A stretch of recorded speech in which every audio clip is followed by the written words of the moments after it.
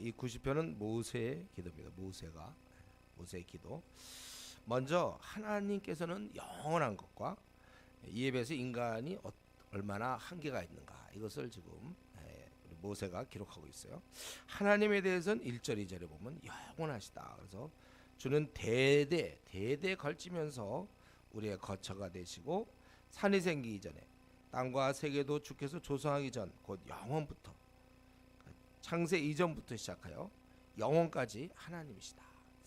그러니까 우리 모세는 하나님에 대해서, 그분은 대대, 또 창세 이전부터 영원까지 그런 하나님이시다. 이에 비해서 우리 인간은 3절에 있는 것처럼 죽어야 할 존재라는 거예요. 티끌로 돌아가게 하셨다 그랬어요. 너 인생들은 돌아가라 그랬습니다. 하나님은 영원하시지만 우리는 죽어야 될 존재들이에요. 저와 여러분이 지금 사사스럽게 이렇게 움직이지만 이제 다들 우리는 죽음을 맞이하게 될 겁니다. 다 죽어야 될 사람들이에요. 그리고 우리가 죽어야 될 존재일 뿐만 아니라, 두 번째로는 우리가 사는 것도 뭐 잠깐 산다는 거예요. 잠깐. 그래서 주의 목전에는 천년이 지나가는 어제 같으며 밤의 한순간 같을 뿐이라. 천년도 잠깐인데, 하물며 우리 지금 뭐 100년도 못 사는 우리들, 그냥 잠깐 사는 존재. 똑딱 우리가 끝나는 거야. 우리 지금 똑딱 하기 전까지 우리가 살고 있는, 똑딱 우리는 잠깐 사는 거야. 똑딱 해야 되는데 똑딱 걸리지. 요때 우리 잠깐 사는 거야. 뭐 이렇게 여기서 뭐 근심 걱정, 뭐 억울하다 불하다 뭐 이런 거 다 똑 하기 전에 그거야. 우리가 똑딱 밤에 한순간 같으며, 여기 보니까 홍수처럼 쓸어가, 다 그냥 가고 잠깐 자는 거. 잠깐 깜빡 조는 거 있잖아요. 바로 그런 거 같다는 거예요. 좀 더 얘기하면 그 아침에 돋는 풀꽃이 되어 자라다가 저녁에 시들어 마르나이다. 잠깐 돋는 풀 같은. 우리 인간은 그러니까 3절에 모세의 이야기를 죽을 존재며 살아봤자 그것도 똑딱이다. 잠깐 사는 것이다. 그런데 문제는 이렇게 똑딱 사는 주제에 그래도 죄는 또 풍성히 짓는 거예요. 죄를 져요. 그래서 7절부터 12절까지 쭉 보니까 죄를 우리가 짓고 사는 존재이기 때문에 주의 노를 당하는 거예요. 그래서 우리는 주의 노에 소멸되며 주의 분내심에 놀랍니다. 왜냐하면 8절에 있는 것처럼 우리의 죄악이 있잖아요. 또 거기 보면 특별히 우리의 은밀한 죄, 그걸 주의 빛 앞에, 얼굴 빛 가운데 두셨다. 얼마나 잘 보이겠습니까?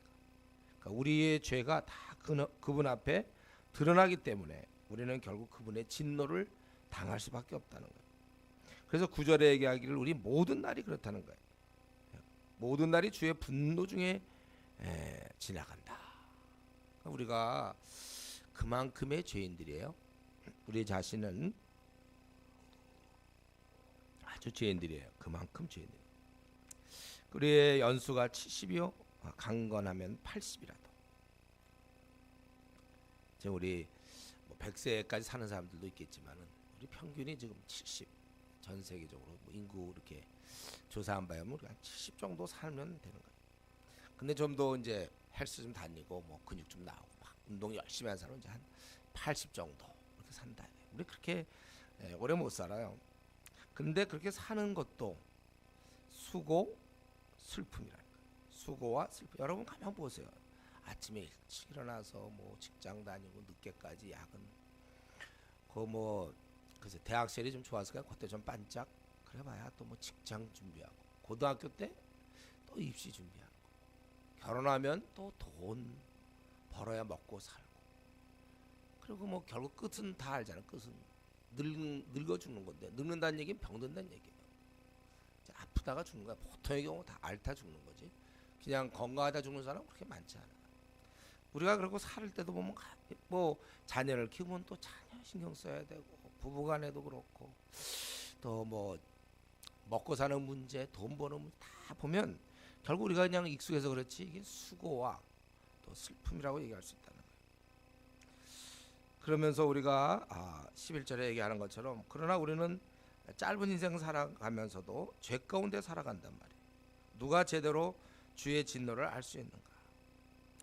그래서 우리 3절부터 11절까지 내용은 우리는 잠시 살다가 죽어야 될 존재라는 거예요. 여기서 중요한 건 잠시 죽어야 될 존재고, 근데 그 사는 날 동안도 죄 가운데서 주의 진노를 받아야 될 존재들이에요. 그리고 삶 자체도 수고할 뿐이다. 수고하고 슬픔이 교차되는 그런 사람들입니다. 우리가 그렇기 때문에 이 아침에 알아야 될 것은 자신이 이러한 존재인 걸 좀 알아야 돼요. 우리가 이렇게 그 죄에 아주 깊이 물들어 있어서 평생 하나님의 진노 중에 지나갈 존재라는 걸 알아야 됩니다. 우리는 우리 자신을 위해서 경계해야 돼요. 우리는 보통 다 자기를 사랑하잖아요. 그런데 그 사랑하는 자기가 죄악에 물들어 있는 자기라는 사실을 알아야 됩니다. 그래서 우리는 부담 없이 우리 바울 사도가 얘기한 것처럼 자기와의 싸움, 자기를 복종시키라고 그랬어요. 우리는 자꾸 죄를 짓고 싶어하는 존재들이에요. 자신을 믿으면 안 됩니다. 여러분, 이런 공동체를 중요해요. 공동체가, 교회가 중요한 것이죠. 교회를 쉽게 떠나면 안 되는 거예요. 그래서 떠난 다음에 이제 우리 보면은 다시 뭐 성경 연구도 별로 안 하는 것 같고 편하다 오히려 그동안에 기도 생활도 그렇고 우리는 항상 우리 자신을 믿으면 안 되고 날마다 위에서부터는 힘으로 살아가는 거예요. 그래서 영성에는 저축이 없는 겁니다. 매일매일 음식을 공급받듯이 매일매일 말씀과 기도, 우리 인생이 하나님 앞에 항상 진노 중에 지나갈 수밖에 없다는 거예요. 우리는 하나님 앞에서 다 드러나기 마련입니다. 그러므로 우리 인생에게는 아무 낙이 없는 거예요. 수고와 슬픔, 10절에 얘기하는 수고와 슬픔, 소망이 없습니다. 누가 이를 제대로 압니까? 그런데 많은 인생 사람들은 이런 데서 벗어나기는커녕 벗어날 수도 없지만 이런 사실조차도 모른다는 거예요. 모세가 그걸 기록한 거예요. 우리가 이런 걸 벗어날 수도 없고 또 이런 사실조차도 모르는 채 그냥 늘 수고하고 애쓴 가운데 살아가고 죄악과 더불어 살아간다는 것입니다. 이제 이런 어떻게 하면 우리가 처해져 있는 현실에서 우리가 벗어날 수 있겠는가? 이 한계를 극복할 수 있는가? 그것이 12절부터 마지막 절. 결론은 하나죠. 결론은 뭐냐면 하나님이 해주셔야 된다는 거예요. 거기 12절에 우리에게 지혜로운 마음을 얻게 해달라. 13절 우리 인생을 주님 불쌍히 여겨주십시오. 그래서 14절에 얘기하는 것처럼 주님의 그저 인자하심, 우리를 그저 불쌍히 여겨주시고 그래서 주님의 인자로 우리를 만족하게 하시고 그래서 일생을 기쁘게 즐겁고 기쁘게 하소서. 여러분, 우리가 행복과 기쁨은 그분이 주시는 거예요. 우리에게 그렇게 해주십시오. 우리가 괴롭게 당한 날수대로와 우리가 화를 당한 연수대로 우리가 좀 공고했던 기간만큼이나 우리를 기쁘게 해달라, 그거예요. 그러니까 우리가 이 죄악 가운데 지내며 수고와 슬픔, 애씀 가운데 지낼 때 우리는 벗어날 수도 없고 또 죄악 가운데 우리는 어떻게 해볼 수도 없을 때 주님께서 지혜를 주시고 주님의 인자하심으로 또 우리를 주님께서 불쌍히 여겨주심으로 그래서 우리는 만족하며 기쁘게 살 수 있는 거예요. 그러니까 신앙생활 제대로 하지 않는 사람이 절대로 이런 만족, 기쁨을 얻을 수가 없어요. 적당히 신앙생활하는 사람은 자기는 꽤 적당히 눈치껏 한다고 그러지만 자기의 영혼을 다 팔아먹은 겁니다. 만족할 수가 없다니까. 기쁨이 있을 수가 없어요. 제가 늘 얘기해요. 그가 그렇게 기뻐하지 않는 이유는 성격적으로 뭐 우울증이라든가 또 성격적으로 뭐 MBTI 검사 보니까 뭐가 나왔다든가 아니면 뭐가 좀 일이 잘 안 풀려서 우울한 게 아니고 기도 생활이 없어서 그런 거예요. 말씀 기도 생활. 경건 생활이 뒷받쳐 주지 않은데도 기뻐한다면 그건 정신 나간 사람이에요. 이상한 거야 그거는. 만족한다 나는. 그건 이상한 만족이죠. 오직 주님이 우리를 불쌍히 여겨 주셔야 되고 주님께서 우리를 인자를 베풀어 주셔야 되는 거예요.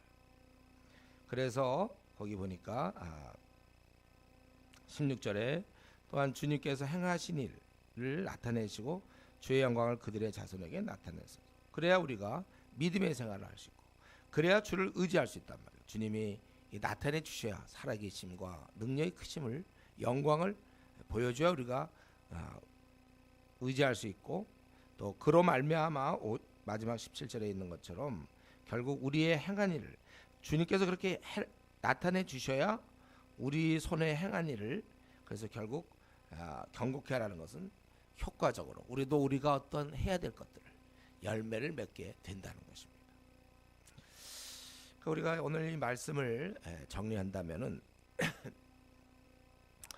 우리 소망 없는 인간들 잠깐 똑딱 이렇게 사는 우리 인생들에게 하나님의 그 인자하심 그것만이 우리의 그 가장 큰 복이고 그게 우리가 살 길이에요. 그분의 불쌍히 여겨주심을 받는 것 이것만이 우리의 최고의 복됨입니다. 우리가 기쁘게 사는 것 그리고 17절에 있는 것처럼 주 안에서 우리가 뜻한 바를 이루어가는 것 우리 어떤 비전 앞날의 계획들 이 모든 것은 하나님께서 인자하심을 베풀어 주셔야 되는 거예요. 이런 걸 아는 사람들은 기도하는 거예요.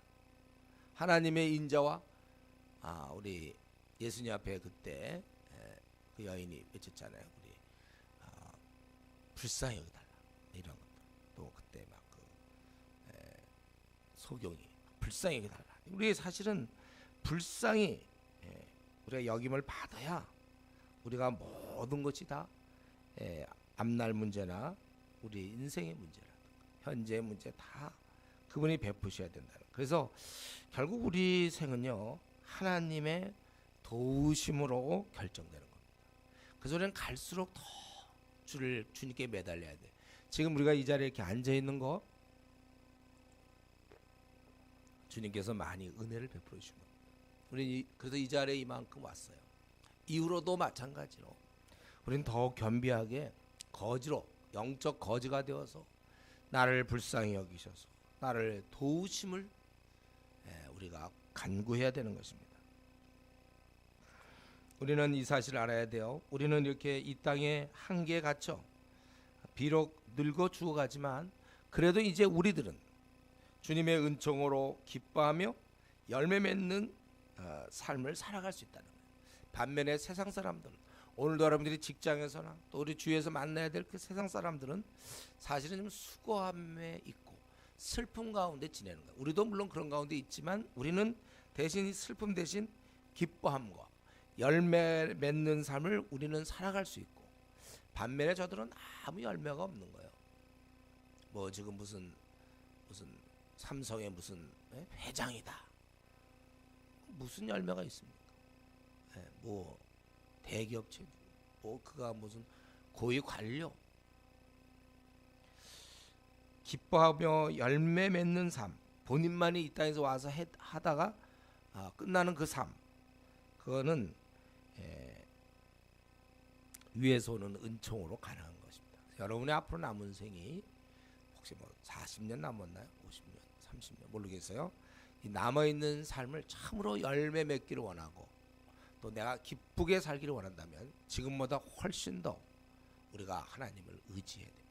하나님께 인자하심을 구하세요. 이것 외에 다른 길이 없는 것입니다. 오직 우리는 하나님의 그 긍휼히 여기심만을 간구할 뿐이에요.